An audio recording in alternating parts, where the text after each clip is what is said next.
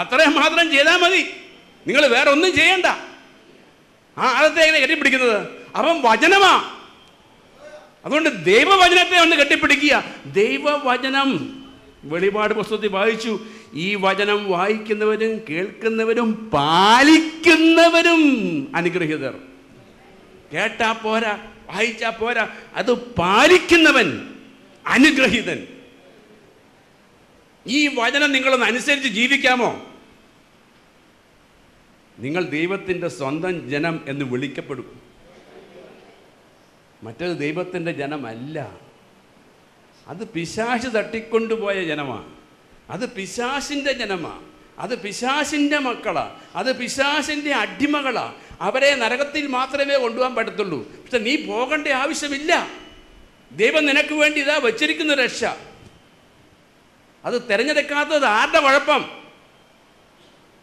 ദൈവത്തിൻ്റെ കുഴപ്പമാണോ?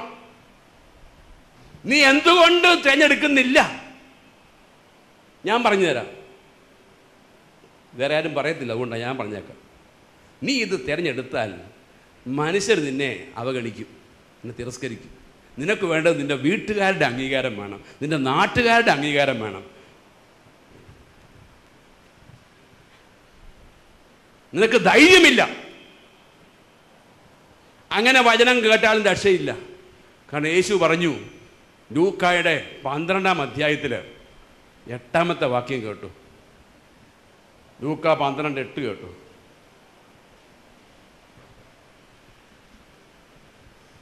ഞാൻ നിങ്ങളോട് പറയുന്നു, മനുഷ്യരുടെ മുമ്പിൽ എന്നെ ഏറ്റുപറയുന്ന ഏതൊരുവനെയും ദൈവത്തിൻ്റെ ദൂതന്മാരുടെ മുമ്പിൽ മനുഷ്യപുത്രനും ഏറ്റുപറയും. മനുഷ്യരുടെ മുമ്പിൽ എന്നെ തള്ളിപ്പറയുന്നവൻ ദൈവത്തിൻ്റെ ദൂതന്മാരുടെ മുമ്പിലും തള്ളിപ്പറയപ്പെടും. ഇതിപ്പം കർത്താവ് പറയുന്നത് നീ നാക്കുകൊണ്ട് പറയുന്ന കാര്യമല്ല. കർത്താവിനും അറിയാവുന്നേ നിങ്ങൾ ആരും നാവ് കൊണ്ട് തള്ളി പറയത്തില്ലെന്ന്. അതിനുള്ള തൻ്റെ ഇടം ഇവിടെ ആർക്കും ഇല്ല. പിന്നെ നീ എങ്ങനെയാ തള്ളി പറയുന്നത് ചോദിച്ചാൽ, അന്ന് സത്യമെല്ലാം കേട്ടാലും അങ്ങോട്ട് സ്വീകരിച്ചിട്ട് അതങ്ങോട്ട് പാലിക്കാൻ ധൈര്യമില്ല. കാരണം മനുഷ്യർ നിന്നെ അവഗണിക്കും, നിന്നെ തിരസ്കരിക്കും. അതുകൊണ്ട് നീ യേശുവിൻ്റെ സത്യമൊക്കെ അറിയാമെങ്കിൽ നീ അവരെപ്പോലെ തന്നെ ജീവിക്കും. അത് തന്നെ അവനെ തള്ളിപ്പറയുന്നത്. ഈ അവസ്ഥയിലാണോ?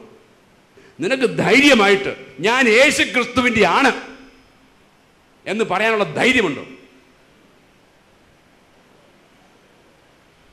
നീ ആരെ ഭയപ്പെടുന്നു? യേശു പറഞ്ഞു, ഞാൻ നിന്നെക്കുറിച്ച് ഞാൻ ലജ്ജിക്കും. നീ മനുഷ്യരുടെ മുമ്പിൽ എന്നെക്കുറിച്ച് ലജ്ജിച്ചാൽ നിന്നെക്കുറിച്ച് ഞാനും ലജ്ജിക്കും. ഇതൊക്കെ യേശുവിൻ്റെ വചനമല്ലേ? പരിശുദ്ധാത്മാവുണ്ടെന്ന് അവകാശപ്പെടും. പരിശുദ്ധാത്മാവിൻ്റെ ഏറ്റവും വലിയ അടയാളം ധൈര്യമാണ്.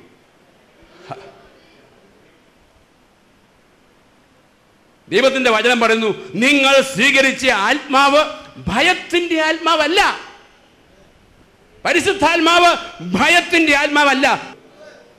പരിശുദ്ധാത്മാവ് എന്ന് പറയുന്നത് ധൈര്യമാണ്, സത്യം പറയുന്ന.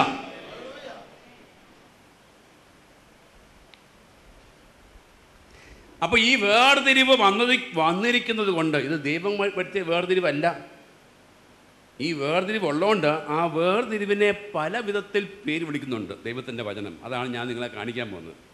ഒന്ന് ദൈവത്തിൻ്റെ മക്കളെന്നും പിശാചിൻ്റെ മക്കളെന്നും പറയുന്നുണ്ട്.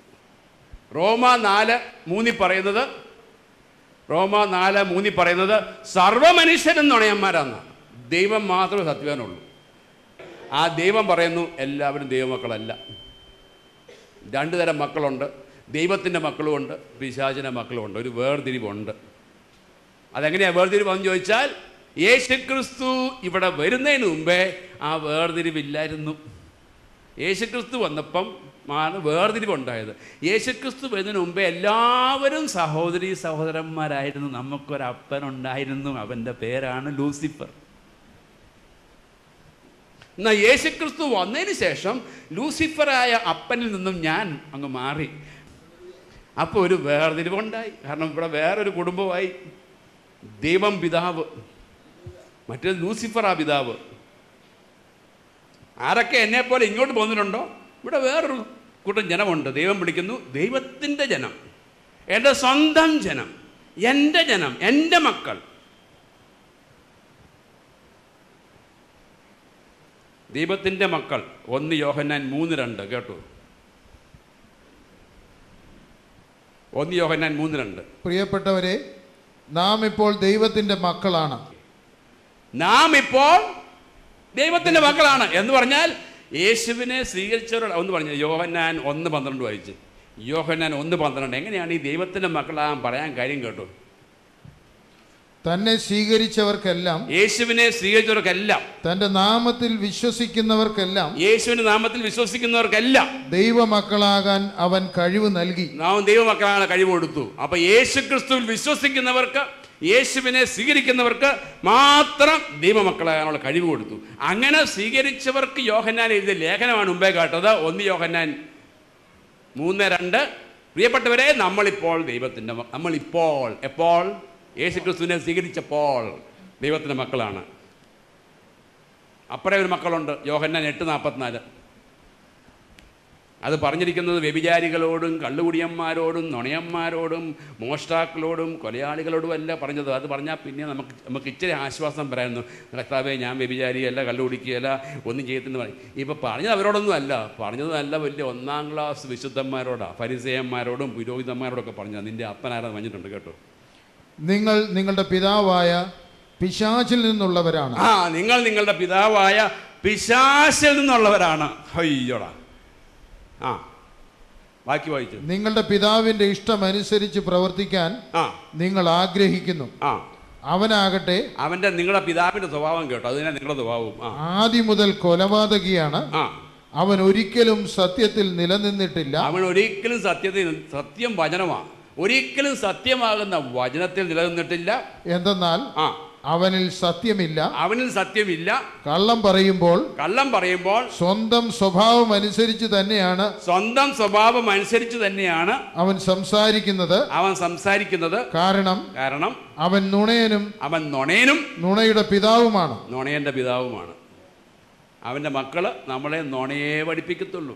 ഈ നുണ എന്നാന്ന് ചോദിച്ചാൽ, വചനം സത്യമായതുകൊണ്ട് വചനത്തിന് വിരുദ്ധമായിട്ട് പറയുന്ന സകല സംഗതിയും നുണയാണ്. അതുകൊണ്ട് നിങ്ങളോട് ആരെന്ത് പറഞ്ഞു തന്നാലും വചനത്തിലുണ്ടെന്ന് നോക്കണം. അവിടെ ഉണ്ടെങ്കിൽ സത്യം കേട്ടു. ഇന്നിവിടെ എന്നെ കേട്ടുകൊണ്ടിരിക്കുമ്പോഴും നോക്കണം വചനത്തിലുണ്ടോ. അവിടെ ഇല്ലെങ്കിൽ ഇത് നുണയനാണ്, അവിടെ ഉണ്ടെങ്കിൽ ഇത് സത്യമാണ്. അത് നിങ്ങളുടെ കാര്യം നിങ്ങൾ നോക്കണം. ആരെ കേൾക്കുന്നോ ഉടനെ നോക്കണം, ഇതിവിടെ ഉണ്ടോ. കാരണം സത്യം കഴിഞ്ഞിരിപ്പുണ്ട്. ചുമ്മാ മനുഷ്യനെ വിശ്വസിക്കല്ലേ, ഒരു മനുഷ്യനെ വിശ്വസിക്കല്ലേ. ഹല്ലേലൂയ. പത്രോസിനെ, കർത്താവിൻ്റെ ആദ്യത്തെ ശിഷ്യനാണ് പത്രോസ്. ആ പത്രോസിനെ യേശു വിളിച്ചത് നല്ല ഓമനപ്പേരായിരുന്നു, സാത്താനെ.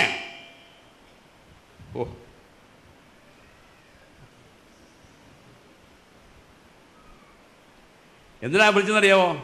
നിന്റെ ചിന്തകൾ ദൈവികമല്ല. ഞാൻ ദൈവത്തിൻ്റെ ഹിതമനുസരിച്ച് ഞാൻ കുരിശുമരണം പ്രാപിക്കാൻ പോകുമ്പം നീ സ്നേഹിച്ച് എന്നെ അതിൽ നിന്നും പിന്തിരിപ്പിക്കാൻ നോക്കുമല്ലേ.